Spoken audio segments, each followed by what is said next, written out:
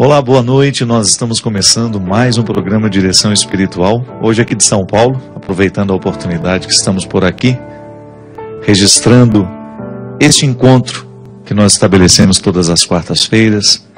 Agradeço muito a oportunidade de fazer parte da sua vida. Você que confia a sua vida ao programa Direção Espiritual neste momento, porque é assim mesmo. Nós precisamos escrever o Estatuto de Jesus dentro de nós. O cristianismo é um conjunto de regras, claro. Nós nos orientamos às nossas condutas morais, nós observamos o que a igreja nos ensina. Mas antes disso, o cristianismo é uma experiência de intimidade. De um Deus que nos visita, que nos fala ao ouvido, que nos fala ao coração, e que a partir daquilo que Ele nos fala, a gente começa a estabelecer a nossa vida a partir dessas palavras. É a palavra que rasga o nosso coração, a nossa consciência, da mesma forma como Jesus o fez naquele tempo. A conversão começa na escuta. É uma palavra que nos desinstala, que nos incomoda. É aquela velha experiência de sermos invadidos por um pensamento, por uma imagem. Uma experiência que nós fazemos desde criança, por isso eu digo que é uma velha experiência. Nós já estamos acostumados a ser perpassados pelas imagens, pelas palavras, pelos gestos. É assim que a gente se torna a gente. Se você for pensar, a pessoa que você se tornou está intimamente ligada a todas as imagens que você viu pela vida, a todos os gestos que lhe foram direcionados, a todas as palavras que lhe foram ditas. Ninguém é por acaso. A gente vai sendo construído como pessoas aos poucos, como se nós fôssemos um grande mosaico, cujas pequenas peças foram colocadas em fases diferentes da nossa vida, por pessoas diferentes, de maneira que fica até difícil dizer, né? Quem sou eu? Eu não tenho como dizer quem sou eu sem me recordar de todas as experiências que eu vivi. Claro, muitas são inconscientes, estão escondidas dentro de mim. Eu não tenho acesso a elas, mas elas são atuantes. A psicologia nos ensina que o inconsciente, embora não seja acessível a mim, eu tenho realidades inconscientes que foram registradas dentro de mim, na minha cabeça, no meu cérebro, nas minhas emoções. Eu não tenho como acessar.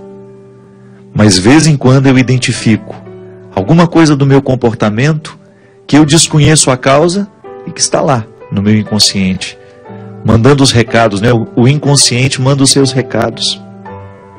Alguém um dia ajudou na construção do nosso inconsciente.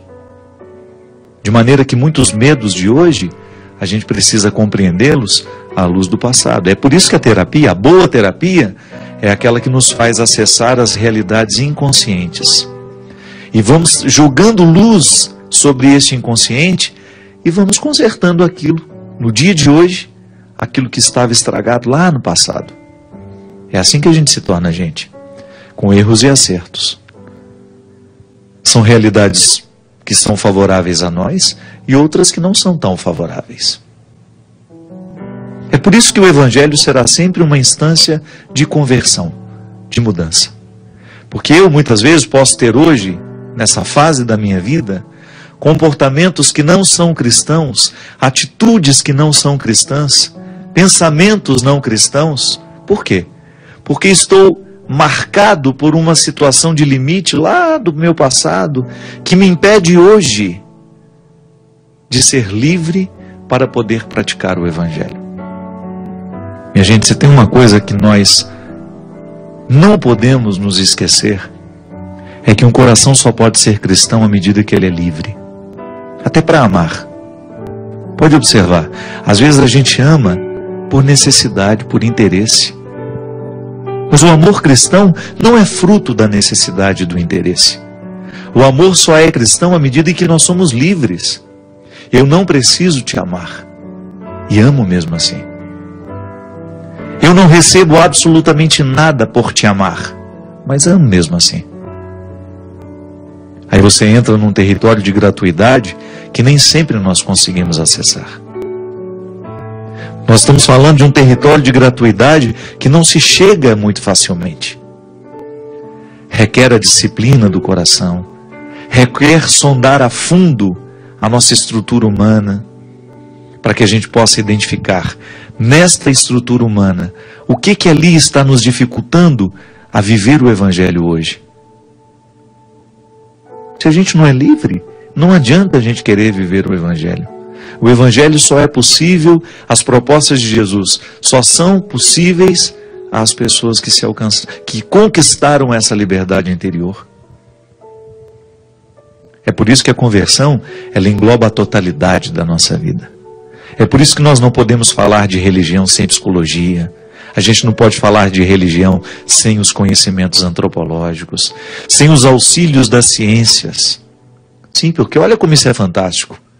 Para eu ser capaz de viver com verdade um valor cristão, eu preciso corrigir muitas coisas no meu inconsciente, muitas coisas na minha vida que eu não conheço a origem.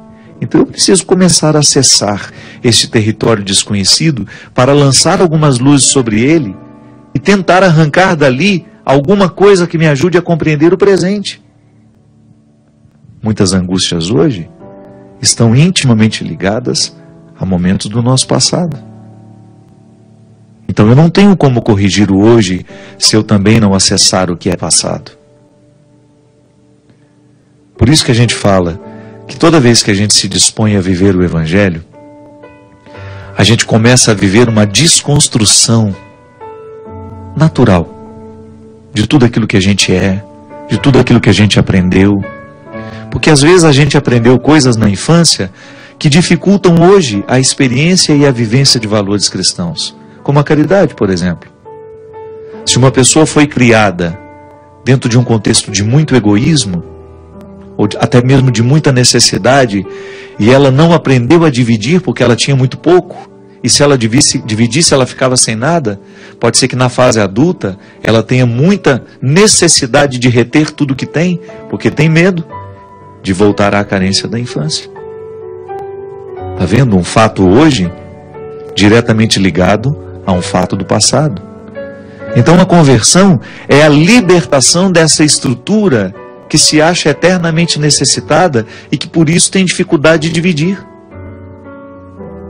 A conversão num coração assim, ela passa pela necessidade de recolher o passado, de corrigir aquele sentimento que escravizou naquele momento, porque a necessidade nos escraviza. A urgência do alimento é muito cruel. Você ver uma pessoa passando fome, só Deus sabe os registros psíquicos que aquela fome vai deixar no coração daquela criança. Pode ser que depois a vida dela mude, ela trabalhe, ela estude, ela ganhe dinheiro, ela mude radicalmente a estrutura financeira da sua família, da sua vida, mas ela continua lá com os medos da criança que passou fome. Então a gente sempre precisa tomar consciência daquilo que ainda não é cristão em nós e identificar os motivos da nossa dificuldade em viver aquele valor cristão. Para isso a gente vai tomando contato com a palavra. A Sagrada Escritura rasga a nossa alma, rasga a nossa mente e deposita em nós a semente do Evangelho.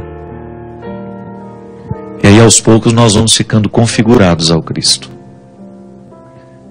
A minha mente, que não é cristã, porque ela está marcada pelo pecado, ela está marcada pelos limites da minha história, posso dizer isso. Claro que, graças a Deus, nós já avançamos muito, temos muito cristianismo já na nossa mente, mas pode ser que a gente encontre algumas pessoas que ainda não conseguiram captar quase nada do cristianismo por causa das dificuldades pessoais que enfrentou. Algumas pessoas enfrentaram dificuldades muito graves, humanas, limites humanos, que hoje impossibilitam essas pessoas de fazer uma experiência sincera do Evangelho. E aí a gente vai depositando essa palavra aos poucos em nós, né? Como se fosse uma água que a gente vai regando diariamente, uma semente para que ela cresça. Sempre que nós temos o contato com a palavra de Jesus, nós estamos julgando uma água, nós estamos regando a semente do cristianismo que há em nós. Por isso que nós não podemos viver um cristianismo sem a Sagrada Escritura. Eu não posso viver, eu não posso chegar ao resultado que Jesus quer de mim se eu não tomo contato com os seus ensinamentos, com as suas palavras. E nesse Evangelho de Lucas, capítulo 6, versículo 27, é uma sequência de ensinamentos duros, não são fáceis não, porque eles contrariam, muitas vezes, a lógica que nós aprendemos desde criança. Escuta isso para você ver. Ora, a vós que me escutais, eu digo, amai os vossos inimigos e fazei o bem aos que vos odeiam. Falai bem dos que falam mal de vós e orai por aqueles que vos caluniam. Vê se isso é natural para nós. Quando uma pessoa fala mal de nós, qual é a nossa primeira reação? É retrucar. É devolver a ela com a mesma moeda. Porque a gente tem aquela ilusória sensação de que nós estamos corrigindo o que o outro fez. Mas Jesus diz que não. Jesus diz que toda vez que uma pessoa falar mal de nós, nós deveremos devolver com uma palavra bendita. Aí você pode parar e pensar, mas isso é um prejuízo que eu não quero tomar não, isso é ser bobo. Não. Quando a gente experimenta neutralizar o poder da palavra, da maldade que o outro joga sobre nós, é como se nós corrigíssemos um pouco aquele prejuízo que ele nos causou. Falar bem de quem fala mal de nós. Você neutraliza o inimigo. Porque toda vez que você devolve uma palavra maldosa àquele que falou mal de você, você alimenta o sistema do ódio. Quando você quebra o poder do ódio que aquela palavra provoca em você, você causa um bem enorme ao seu coração. E aos poucos a gente vai desconcertando os nossos inimigos. Porque tudo o que eles querem é que a gente retruque com a mesma intensidade. Porque aquele que faz a opção pelo ódio, pela palavra mentirosa, pela calúnia, ele não espera outra coisa senão ter a oportunidade de devolver uma pior ainda do que aquela primeira que ele deu. E ele só pode devolver à medida em que ele encontra um espaço dentro de nós para depositar a sua semente de ódio. Porque o que é a palavra que calunia, que é maldosa, que é mentirosa? É uma semente de ódio. Se eu digo uma palavra maldita em relação a você, se eu semeio o seu coração com uma palavra pesada, doída, e você permite que essa palavra fique dentro de você, devolvendo-me da mesma forma, você está regando o ódio que eu joguei em você. Jesus continua. Se alguém te bater numa face, oferece também a outra. E se alguém tomar o teu manto, deixa levar também a túnica. Dá a quem te pedir, e se alguém tirar o que é teu, não peças de volta. Assim como desejais que os outros vos tratem, tratai-os do mesmo modo. Essa frase corrigiria o mundo. Você já imaginou se nós levássemos a sério esse conselho de Jesus, que a gente só deveria fazer ao outro aquilo que a gente gostaria que o outro nos fizesse? A gente iniciaria a corrente do bem. A gente iniciaria um movimento contrário ao ódio. Nós iríamos fazer de tudo para que as nossas atitudes, as nossas palavras, os nossos gestos pudessem transformar aquele que está ao nosso lado. Se amais somente aquele que vos amam, que valor tem nisso? Que valor tem a gente amar somente as pessoas que nos amam? Que valor tem a gente tratar bem somente as pessoas que nos tratam bem? Sabe, minha gente, de vez em quando eu fico pensando que o cristianismo perde o seu brilho cada vez que um cristão desiste de fazer o bem. A gente só pode entender a nossa vocação cristã, a vocação que é universal, porque esse valor, ele é um valor absoluto. Ainda que não creia em Deus, se uma pessoa toma essa regra de ouro, de fazer ao outro somente aquilo que gostaria que lhe fizesse, nós teríamos um mundo muito melhor. A gente teria condições de alcançar uma harmonia, ou até mesmo de viver dentro das nossas cidades com muito mais qualidade. Você já imaginou se o seu vizinho se preocupasse com você da mesma maneira como ele se preocupa com ele? Se dentro das nossas cidades, na nossa rua, no nosso bairro, se a gente conseguisse viver essa proposta, essa regra de ouro, que até mesmo os ateus podem observar. Qual é o mérito de amar quem nos ama? Você que está aí acostumado a lidar com quem você ama e com quem ama você, isso a gente já sabe. A gente precisa aprender agora é lidar com quem não nos ama. A gente precisa colocar uma semente de cristianismo entre nós que não nos amamos. Lidar com os que a gente ama, a gente já aprendeu um pouco. É claro que a gente ainda esbarra em dificuldades, porque também não é fácil lidar com quem a gente ama. A gente precisa encontrar o ponto de equilíbrio entre o não e o sim, o tanto que a gente permite, o tanto que a gente nega, o tanto que a gente cuida, o tanto que a gente precisa deixar um pouco descuidado para ver se o outro acorda. É um aprendizado constante lidar com quem a gente ama, mas é muito mais fácil lidar com quem a gente ama e por quem a gente é amado.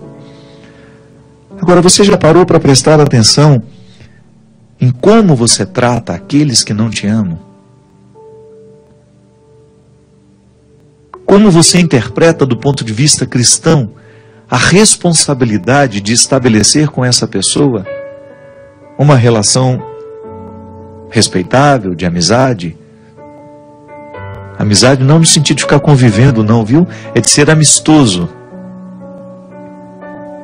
Porque, para nós cristãos, nós não temos o direito de tratar o outro com a mesma moeda.